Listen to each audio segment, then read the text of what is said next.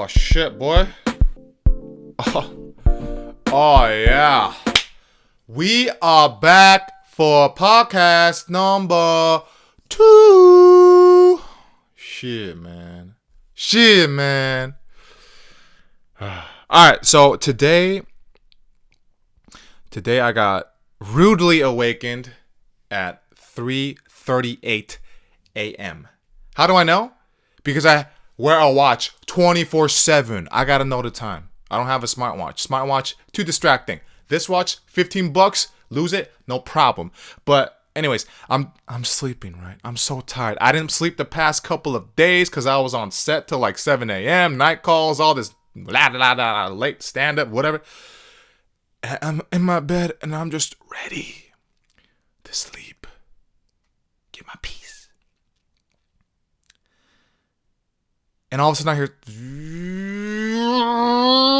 car alarms are going off, all that shit. It was an ATV. There's this motherfucker with curly hair who wears baggy clothes that races his ATV to see how fast he can go down my street.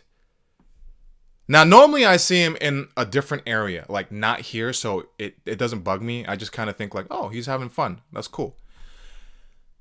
But this time he crossed me. And I got so angry, I even thought about going out to the street in my pajamas. Well, I was going to take my pajamas off because they're, blue. And it's not as intimidating when you're trying to confront somebody when you're wearing jammies. So I was going to put on my blue jeans, my dark wash jeans, right? Because it's mysterious. Put on my little Nike black cap, because I didn't cut my hair yesterday. So it will look a little messy. You can't intimidate people with messy hair. You cannot. And then put on a tight-fitting shirt. Black shirt, of course. And I thought about going out there and literally drop-kicking him off the ATV. I imagined drop-kicking him, and I was like, okay, that might break my spine. So then I just imagined, like, this sounds really crazy. I would never do it, but I imagined throwing myself on the bottom of his ATV so that he could run me over, and then I could sue him. So he could never do that again, and he'd go to jail. And then as it got more extreme, I pulled it back a bit and I thought, okay, what if I just go out there and be like, fuck you, you piece of shit. People are trying to sleep. And I was like, okay, that's like an old man thing to do. It's not going to work. And then if I do that, he's going to make sure to do that every night just to satisfy himself. So I was like, that's not an option either. And then I just thought about going out there and being like the relatable peer, because he seems to be somewhat around my age, and just being like, hey brother, hey man, look, I know this is the perfect street to go up and down, and there's no popo. I know, man. I used to smoke a lot of weed, and we don't need to talk about that, but I know, man. I know you, but I'm just trying to sleep, man. Like I'm down for you to do this. Like, I'm so glad you're having fun. I think it's badass. No helmet, dude. Risk taker, badass as fuck, man. But like, if you could just let me, just maybe do like 3 more times, and then I'm just trying to sleep, man. Please, like I'd appreciate it though. Like really, I would. Thank you for listening to me, man. I appreciate it. Like, I was gonna do that. Now that way is usually the best way. But fortunately for me, he stopped after like 1 go. But I got infuriated. I even imagined stabbing him. Like, I was so tired and irritable and angry.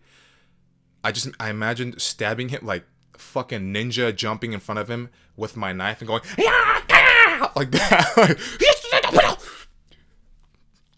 But of course, this podcast is going to go out. And if I actually did that, because I talk too much, that's all the evidence they need to get me, right? But I'm okay now. I'm here. I got the haircut this morning because I didn't cut it for like a week and a half. I was wearing a hat to cover it up, and I was like, I need to get out of that habit, because even though it looks okay because there's a hat on, deep inside it's like I'm putting a bandage to the real problem. And you can't be doing that in life, guys. You can't be doing that in life. So I woke up this morning, got my hair cut, felt brand new. Because I like to cut my hair once a week. I like to cut my hair. I try to at least once a week. I don't let it go past a week and a half. Because I like it short. And I have a big ass head. So it makes it look more tight and nice. But it just feels good. Like, I feel like I'm reborn every time I get a haircut. It sounds a little strange, but the guys that get a fresh cut like every week to 2 weeks, you know, who care about the fade and all that, and maybe you don't get a fade, but you like to maintain your hair. You know what I'm talking about. You know what I'm talking. You feel like let's say you were single, you didn't have a date for like a year for whatever reason. Maybe you were in a slump, and all of a sudden, you're like, I'm sick of this. I'm sick of feeling desperate. I'm sick of feeling like I don't like I'm not in control of my own life. And then you see that girl at a Starbucks in line in front of you, and she has like that slightly wavy hair, not full blown curls, not 100% straight, but like that slight wave. Nice profile, small head, big teeth. And you just be like, hi, I like your backpack. That's a nice backpack. Is that from Fairy Tail, the anime? She's like, yeah, it is. You know Fairy Tail? I'm like, yeah, duh, of course. But the fact is, you only watched half an episode because your friends told you to, but you ham it up. Like, yeah, I love fill in the blank main character. God, he's so crazy. I know, he's crazy. Oh my God. And then you guys talk in line for like 2 minutes. And then you're like, oh, hey, you know, like, we should talk about Fairy Tail more, right? We should talk about Fairy Tail. Here's my phone. And then you get the number. See, guys, that's how you got to do it, man. Like, a lot of guys, they do some creepy stuff. They do really creepy stuff, and they also expect that the girl has to give them the number. The girl does not have to give you their number. Right? Nobody owes you anything. But there's this mentality with like a lot of guys I know that feel like it's like an ego psyche thing. It's like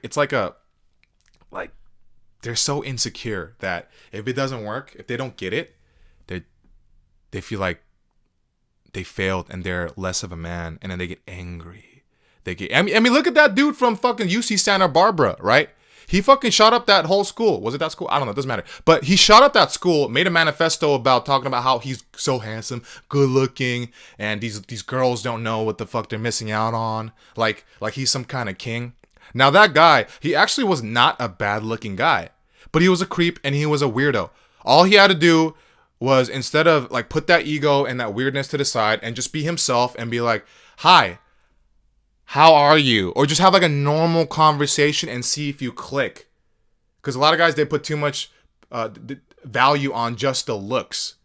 So then when they're not vibing, or there's something like a little off about the conversation, they feel like it's the girl's fault. But it's not. Like, human to human interactions, you're not going to click with everybody. You're not. So what makes you think that just because she's hot, you guys are going to just vibe and get along so well? It doesn't work that way. You know, but I used to think like that too. I used to be like, oh, guys, she's so hot. And then imagine us on a Ferris wheel, and then just me slowly putting my hand on her hand. And then she doesn't look, but she's still looking forward. And then she lightly clasps the fingers together. And then I look at her. I turn to look at her. She like looks at me from a peripheral vision, and then slowly turns to me. And we make eye contact, and then I kiss her. But that never happened one time. Because I fantasized too much. I thought about that shit too much. Like, I was in a dream state. What really happens is you see hi, you have a conversation, and then it's cool. Like here's what happened. I was a virgin until I'm gonna say technically 22, because at 21 I did, I guess, kind of lose my virginity, but it's like I was really drunk.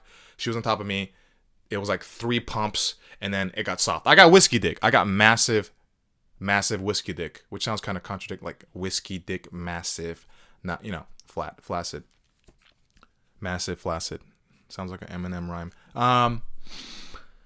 Yeah, so that happened, and I transferred to Cal State University Northridge, and there I decided I'm going to take control of my life and stop being scared of women and face this issue that I have within. So I watched a lot of simple pickup on YouTube. They do all kinds of like funny pickup videos where they say like crazy lines, like random lines with using StarCraft or Pokemon. And then that was the first thing that made me realize, oh my God, you could say like almost anything as long as you say it, and as long as you're not like creepy or rapey, and you can grab their attention. And because that's how I am normally, just with my friends. I say like just random shit, whatever I think, you know? So I was like, oh wow, they're doing that to girls. Maybe I can do that to girls too. So, fuck man, the first time I approached a girl, it was the scariest thing in the world, man. The scariest thing. I walked up to her, said hi, and then I couldn't even swallow. I was sweating. She was like, hi. And she was like waiting for me to say something, and I couldn't say anything. I was just like, school. It's hard, right? And she's like, yeah. I mean, you know, finals, right? But I kept pushing myself to get better and better and better because I was just so tired of it. I felt backed up against the wall, and I thought I'd be like a legit virgin for the rest of my life. I didn't even have a relationship yet. I didn't even go on like a legitimate date. I did not.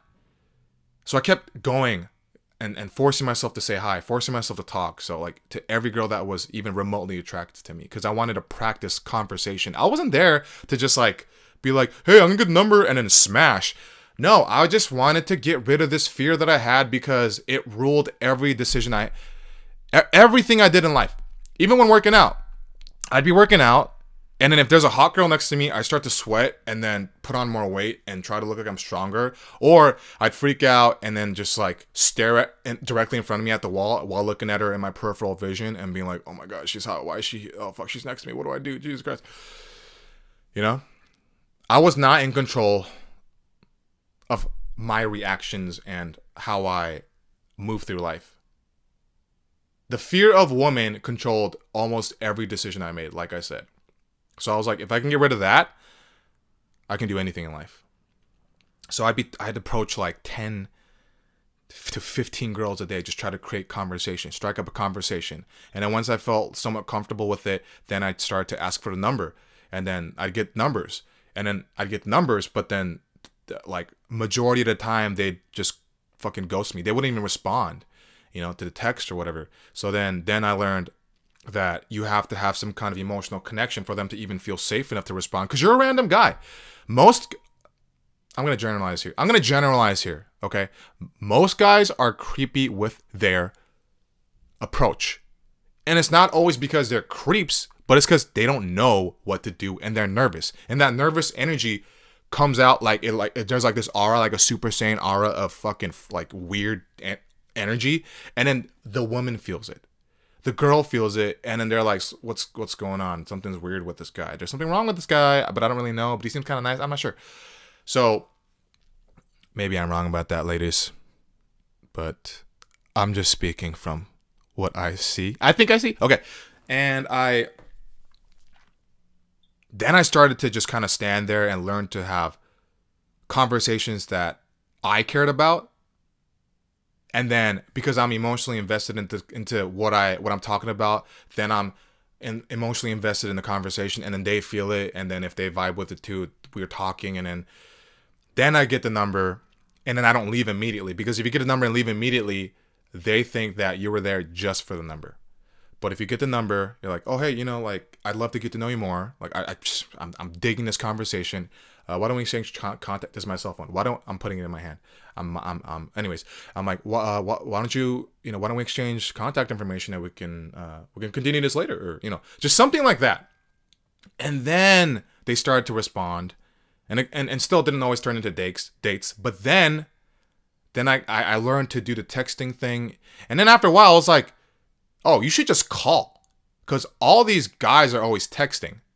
So call, because people like when they get phone calls, because majority of people just text now. So I call and they start picking up, And then I started getting dates.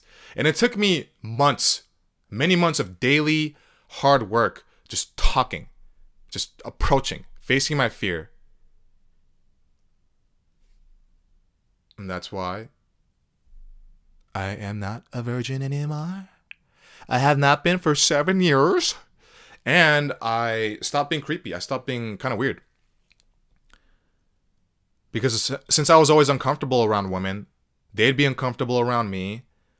And it gets misconstrued as like a weirdo vibe, but it's not. I'm not. I'm weird, but I'm not like a creep weird. I don't think. Yeah. So guys, if you resonate with this and you feel like you're just afraid, like maybe you're not good enough. Oh my gosh, she's a 10, but I'm like a 5.5, maybe a 6 on a good day. Get those numbers out of your head. You're not a number. You're a freaking person. And personality goes a long way, man, because looks can only keep people for so long. Trust me, man. Trust me, because I used to date a girl just purely because of the looks, and I'd be like bored. Man, oh my God, let's talk about my online dating experiences. Dude, I was on Tinder, I was on Coffee Meets Bagel, plenty of fish. I was going on dates like 2 to 3 times a week. Like, seriously.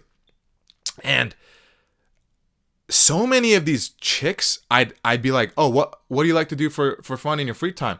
And they'd be like, I like to watch Netflix.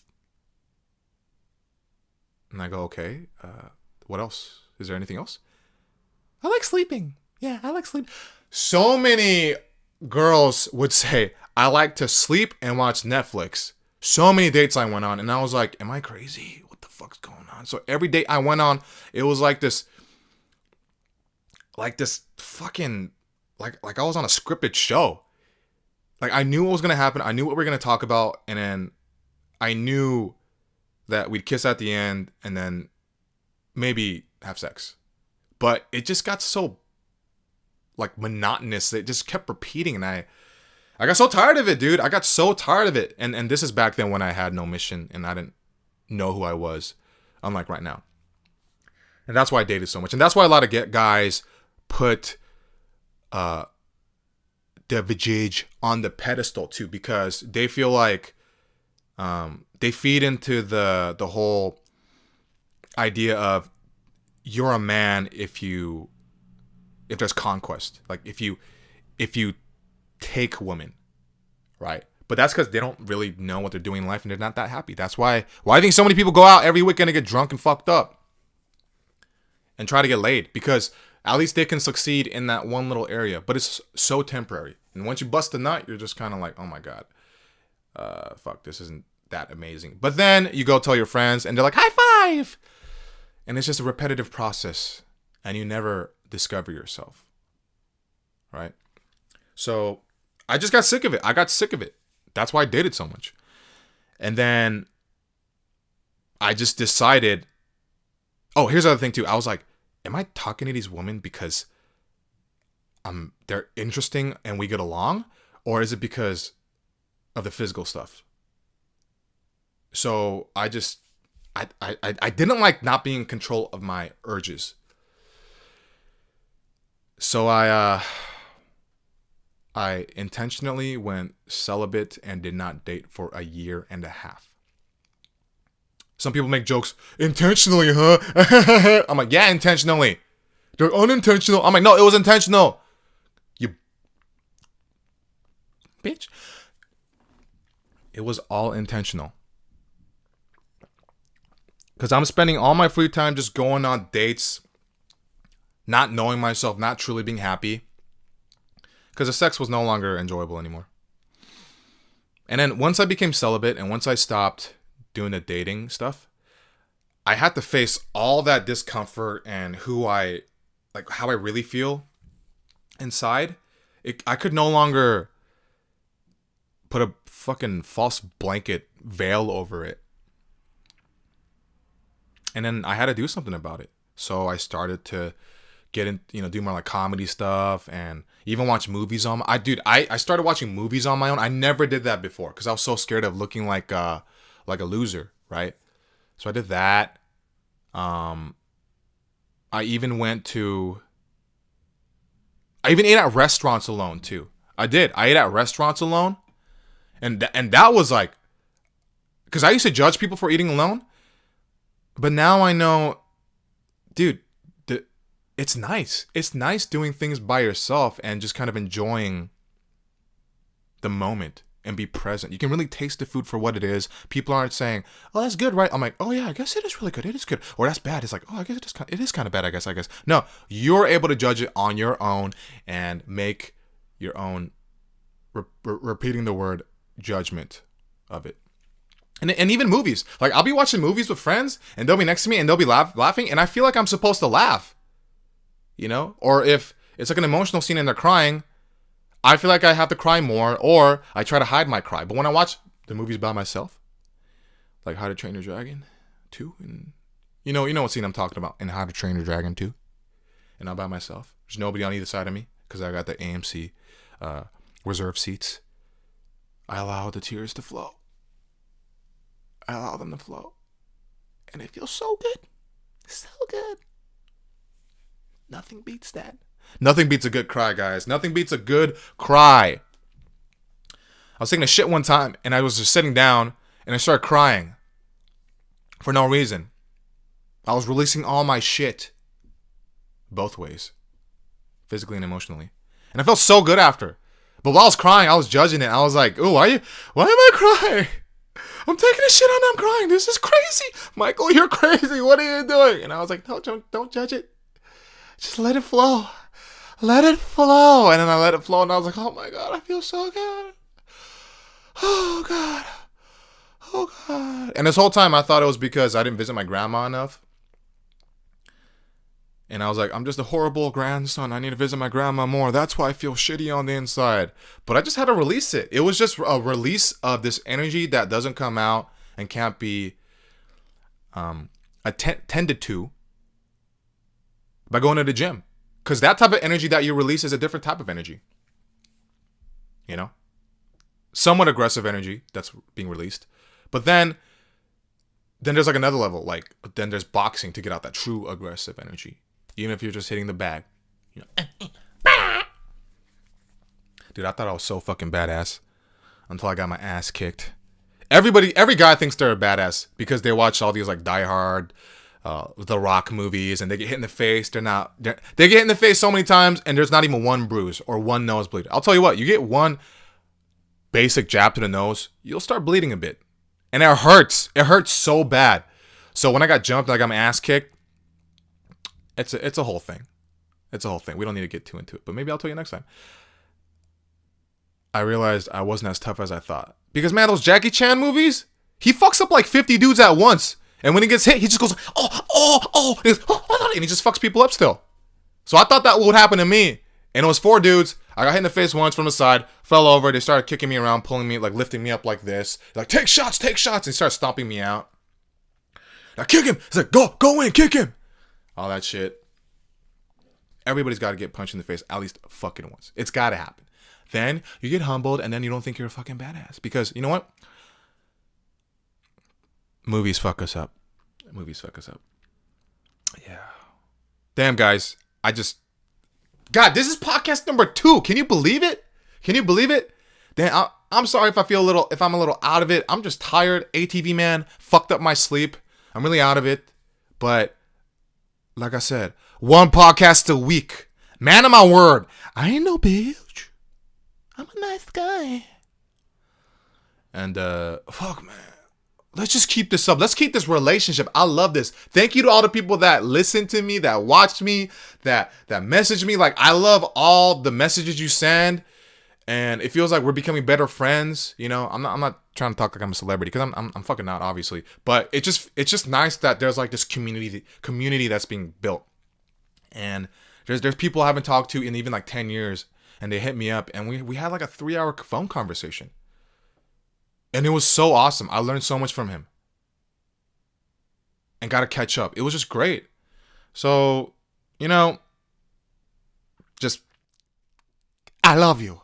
I love you so much. And just, thank you. Thank you very much. And I will see you next time.